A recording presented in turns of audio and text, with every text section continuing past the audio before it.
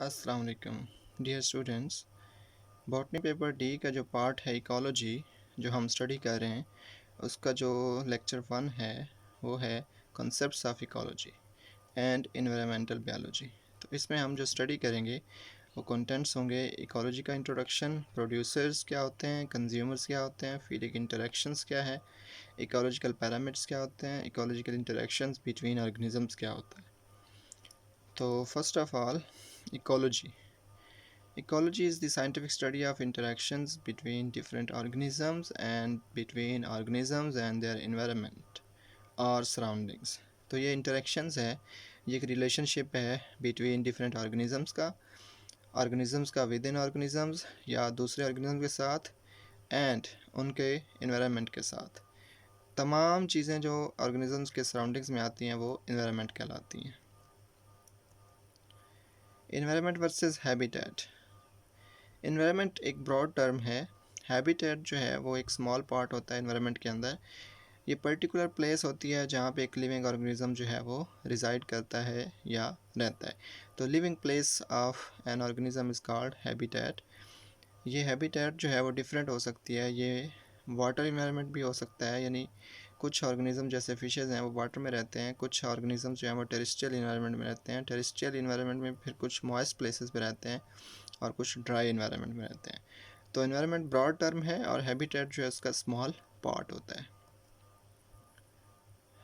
Basic concept of ecology में जो ecology का आइडिया है वो बेसिकली तमाम ऑर्गेनिजम्स का जो इंटरेक्शंस होता है इन्वायरमेंट में वो इंडिपेंडेंट होता है या डिपेंडेंट होता है, उसको हम स्टडी करते हैं। और ये इंटरेक्शन जो है वो तमाम ऑर्गेनिजम्स का फिज़िकल इन्वायरमेंट पे डिपेंड करता है। What influences on ecosystem. Ecosystem क्या होता है? इकोसिस्टम जो है तमाम बायोटिक और एबायोटिक फैक्टर्स मिलके जो है वो इकोसिस्टम बनाते हैं। तो अब इकोसिस्टम पे क्या चीज़ें इन्फ्लुएंस करती हैं? एक बायोटिक फैक्टर्स या लिविंग फैक्टर्स और दूसरे होते हैं एबायोटिक फैक्टर्स या नॉन लिविंग फैक्टर्स। हाँ जी, नेक्स्ट है प्रोड्यूसर्स। प्रोड्यूसर्स जो हैं ये वो ऑर्गेनिजम्स हैं जो कि सनलाइट को एनर्जी के तौर पे यूज़ करके अपनी खुराक खुद बनाते हैं। ठीक है, इनको ऑटोट्रॉफ्स भी कहा जाता है। ये यूज़ करते हैं सनलाइट को या फिर केमिकल एनर्जी को और अपनी खुराक बनाते हैं थ्रू फोटोसिंथेसिस प्रोसेस।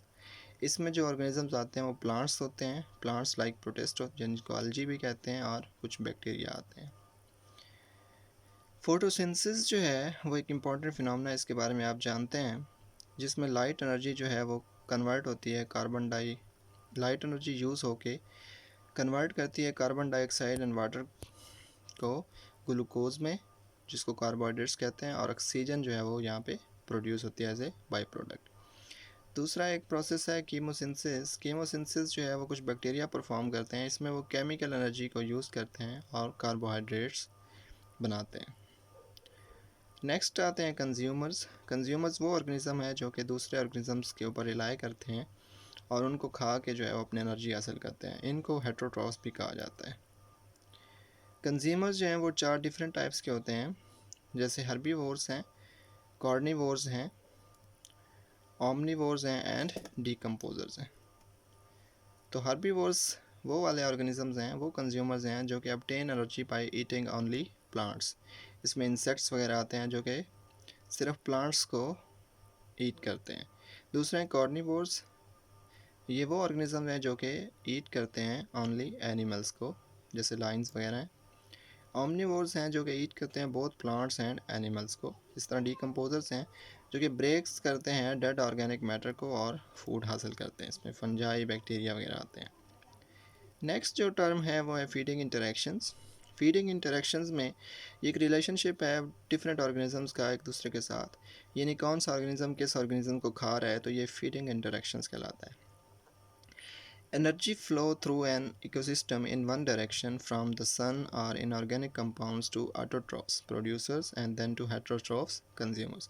तो ये एनर्जी फ्लो होती है सबसे पहले फ्राम प्रोड्यूसर जो प्लांट्स हैं, प्लांट्स को फिर इंसेक्ट्स खाते हैं जो कि हर्बीवोर्स हैं जो फर्स्ट कंज्यूमर हैं, फिर उनको जो है वो माउस खाता है इंसेक्ट्स को, जो कि ओमनीवोर्स है, सेकंड कंज्यूमर है। उसके बाद ओल है जो कि कार्निवोर है, वो थर्ड कंज्यूमर है जो कि माउस को खाता है। तो ये एक वन यूनिडायरेक्शनल जो है फीडिंग इंटरेक्शन है।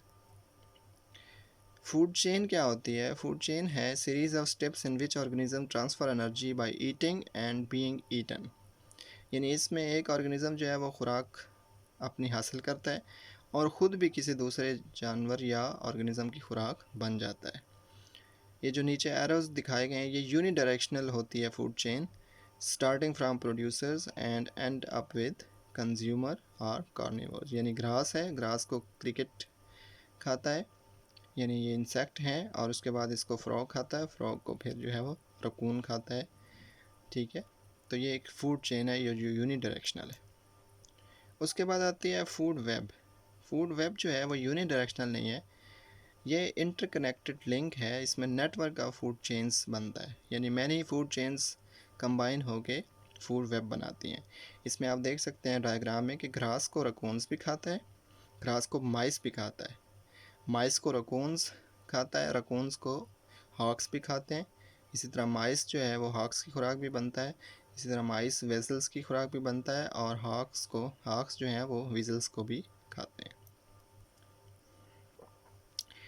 उसके बाद है ट्रॉफिक लेवल। ट्रॉफिक लेवल क्या होता है? ईच फीडिंग स्टेज को हम ट्रॉफिक लेवल कहते हैं।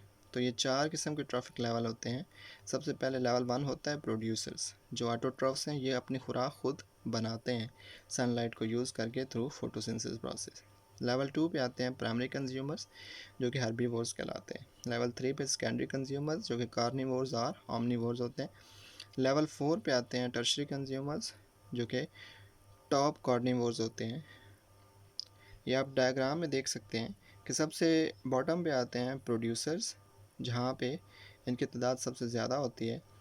प्राइमरी कंज्यूमर्स आते हैं, उसके बाद फिर सेकेंडरी कंज्यूमर्स आते हैं और टर्शरी कंज्यूमर्स आते हैं। तो ये टेपरिंग होता है फ्रॉम बॉटम टू टॉप।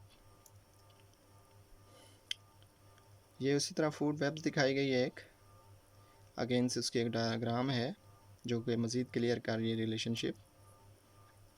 उसके बाद इकोलॉजिकल पैरामीटर्स क्या होते हैं?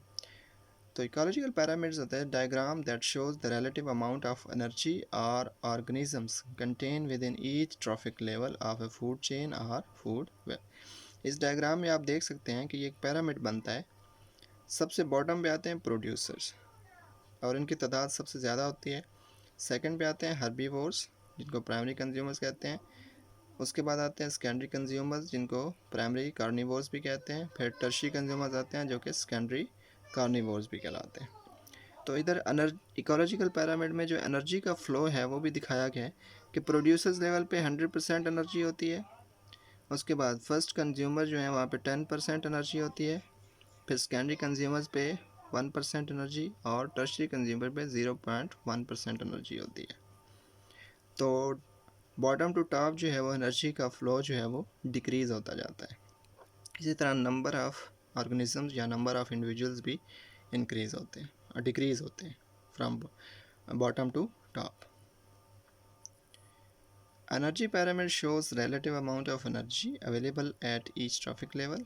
Organisms in trophic level use the available energy for life processes such as growth, photosynthesis, cellular respiration, metabolism, and release some energy as heat.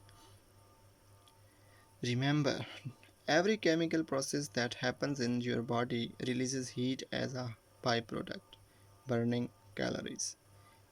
इसका मतलब यह है कि जो तमाम ऑर्गेनिजम्स जो हैं वो जो एनर्जी यूज़ करते हैं वो सारी एनर्जी यूटिलाइज़ नहीं करते। हम ह्यूमन बीइंग्स भी जितनी भी एनर्जी ब्रेक डाउन करते हैं वो सारी हम यूटिलाइज़ नहीं करते, उसकी बहुत सारी एनर्जी जो है वो एज ए हीट की फॉर्म में जो है वो हम एग्जॉस्ट करते हैं।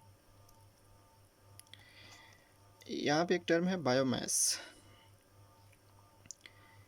About 10% of available energy within trophic level is transferred to the next high trophic level. एक ट्रॉफिक लेवल से 10% जो एनर्जी है वो दूसरे ट्रॉफिक लेवल में ट्रांसफ़र होती है। तो बायोमास क्या होता है? बायोमास जो है वो तमाम लिविंग मटेरियल होता है या लिविंग ऑर्गेनिक मैटर होता है एट ईच ट्रॉफिक लेवल। तो एक पैरामिड के अंदर जितना भी लिविंग ऑर्गेनिज्म है या लिविंग ऑर्गेनिक मैटर है वो उसका बायोमास कहलाता है। यहाँ पे आप देख सकते हैं बायोमास पिरामिड और एनर्जी पिरामिड। तो बायोमास पिरामिड में जो है वो बॉटम पे 100% बायोमास है, यानी नंबर ऑफ़ इंडिविजुअल ज़्यादा हैं, फिर 10%, फिर 1% और फिर 0.1%। सिमिलरली एनर्जी का पिरामिड भी इसी तरह शो करता है कि एनर्जी जो है वो भी इसी तरह बॉटम टू टॉप जो है वो डिक्रीज़ होती रहती है। Energy and biomass pyramid together represent amount of energy available at each level as well as amount of living tissue, both decrease with each increasing trophic level। तो energy और biomass pyramid जो है वो decrease होते हैं जैसे जैसे हम पिरामिड को इंक्रीज़ करते हैं, यानी बॉटम टू टॉप जो है वो पिरामिड में एनर्जी और बायोमास जो है वो डिक्रीज़ होता है। बॉटम पे सबसे ज़्यादा जो है वो एनर्जी होती है, बायोमास भी ज़्यादा होता है, फिर प्राइमरी कंज्यूमर पे एनर्जी भी कम है और बायोमास भी कम है, फिर सेकेंडरी कंज्यूमर पे एनर्जी भी कम है और बायोमास भी कम है, फिर टर्शियरी कंज्यूमर पे और कम हो जाता है।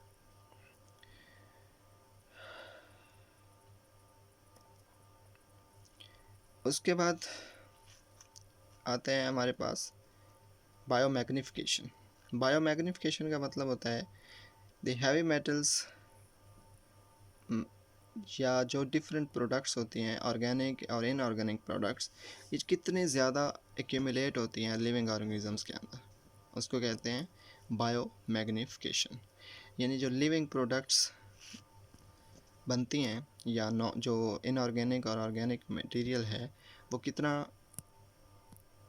इनकॉर्पोरेट होता है या एक्यूमुलेट होता है विद इन लिविंग ऑर्गेनिज्म को, इस प्रोसेस को हम कहते हैं बायोमैग्निफिकेशन। उसके बाद हमारा नेक्स्ट जो टॉपिक है, नेक्स्ट लेक्चर है वो इकोलॉजिकल इंटरेक्शंस बिटवीन ऑर्गेनिजम्स हैं। ये हम सेकंड लेक्चर के तौर पे जो है वो स्टडी करेंगे।